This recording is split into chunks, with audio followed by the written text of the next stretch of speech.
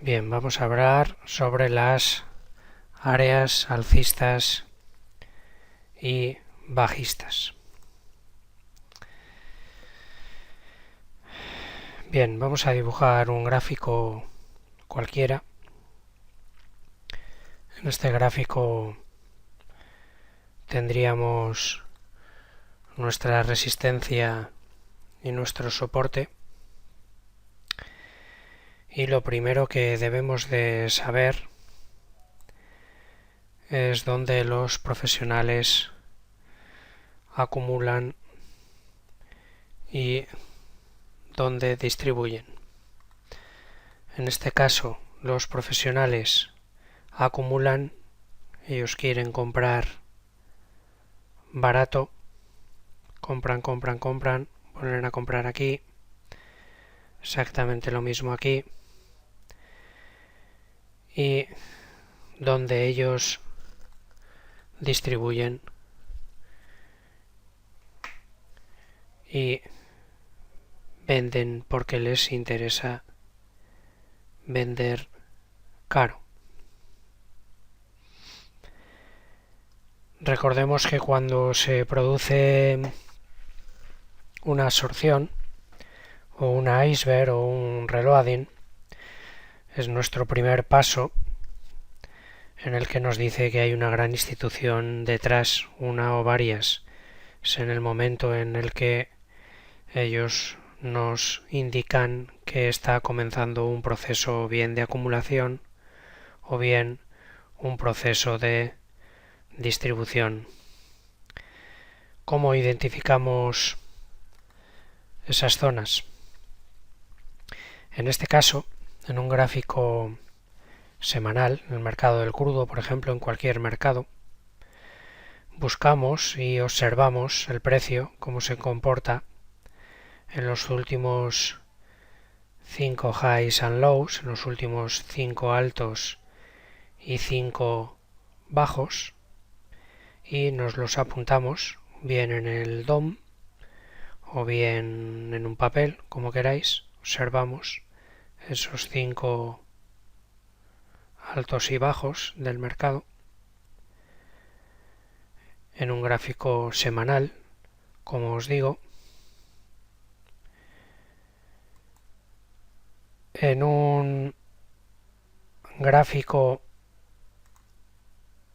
diario, en este caso he cogido el del mercado del crudo también, exactamente lo mismo.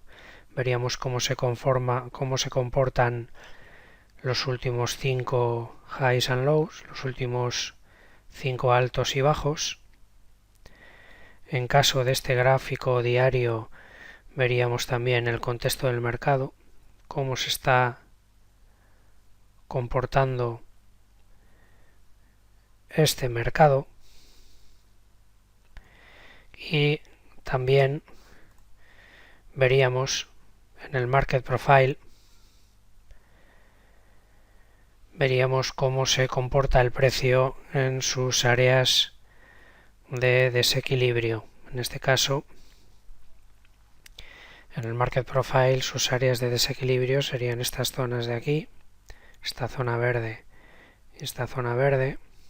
Cómo se ha comportado el precio aquí, el día anterior cómo se ha comportado aquí y en este caso cómo se ha comportado aquí.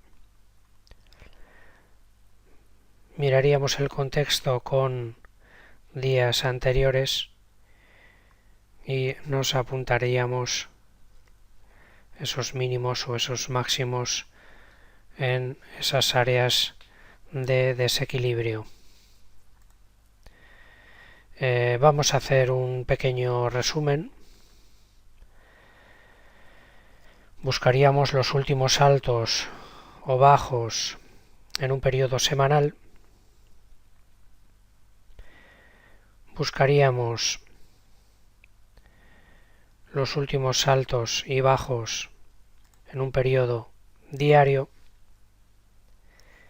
y buscaríamos esas zonas de desequilibrio en el Market Profile y buscar un contexto respecto a los días anteriores. Digamos que son zonas a observar. Observando estas zonas vamos a ver si la velocidad de ese mercado se acelera, por ejemplo, o se producen absorciones o iceberg. Vamos a ver si el precio no avanza en un determinado precio o por tiempo le cuesta avanzar. Veremos el esfuerzo que le cuesta al mercado en continuar avanzando o si se da un retroceso en el precio. Comenzaremos a entender esos días o meses en los que se producen, por ejemplo, por el vencimiento de un futuro.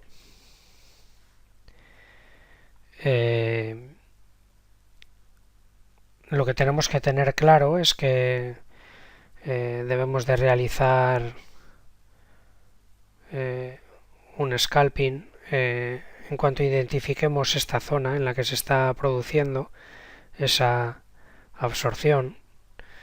El tiempo del trade, el tiempo de la operativa, pues dependerá de esa velocidad y de la actividad que nos va a dar esa subasta, que nos va a dar ese DOM. El DOM realmente es cuando nos va a decir cuándo debemos de salir,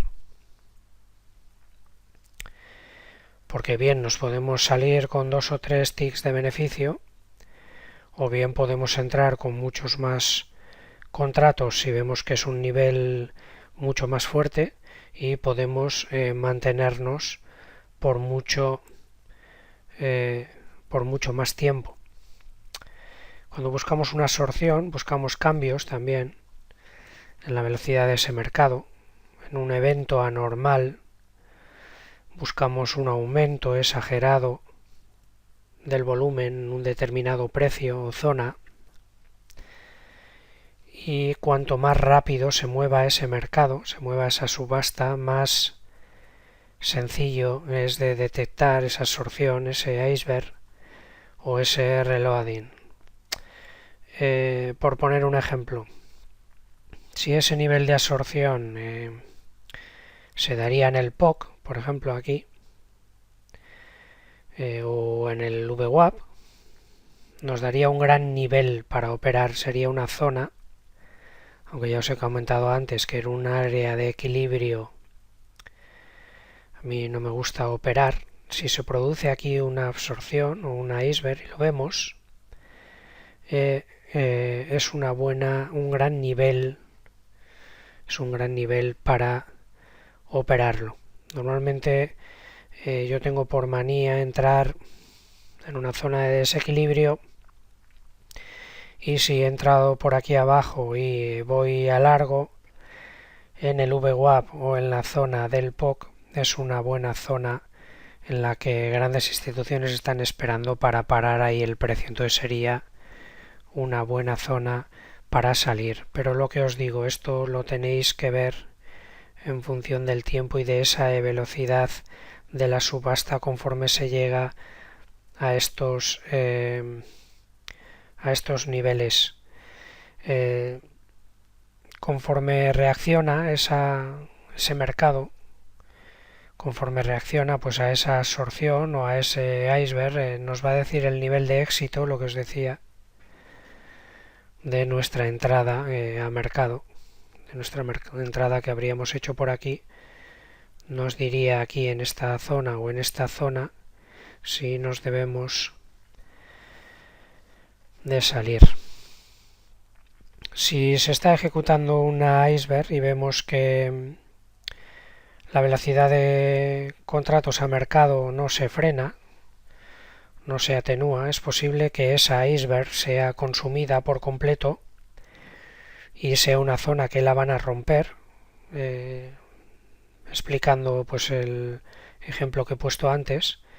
Es posible que la demanda sea realmente mucho más fuerte que los 5.000 contratos que he puesto yo aquí y sea consumida por completo y la rompan ese nivel de 1.2841 y tiren el precio para abajo y continúe su camino hacia abajo. Esto también es una opción que debemos de tener en cuenta.